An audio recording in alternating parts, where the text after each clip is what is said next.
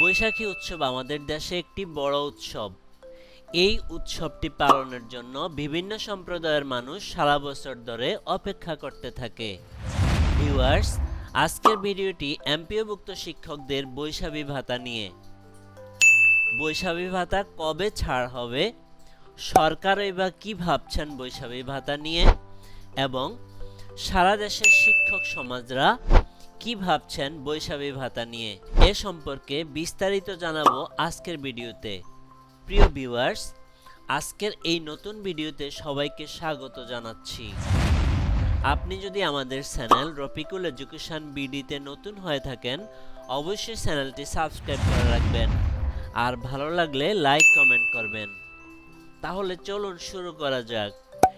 এমপিওভুক্ত শিক্ষকরা 10 এপ্রিল থেকে তাদের সংশ্লিষ্ট ব্যাংক অ্যাকাউন্টে বৈশাখী ভাতা পেতে পারেন।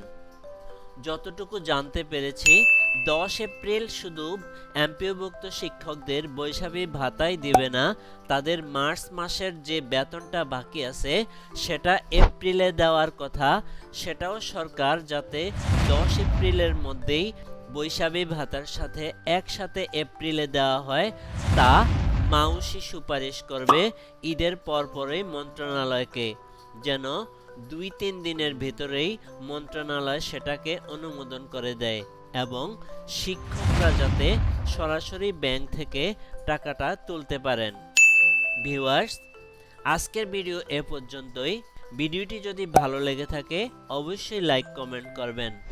আপনারা যদি বৈশাখী ভাতা নিয়ে আরও কোনো আপডেট তথ্য পেয়ে থাকেন অবশ্যই সেটা আমাকে কমেন্টস করে জানাবেন।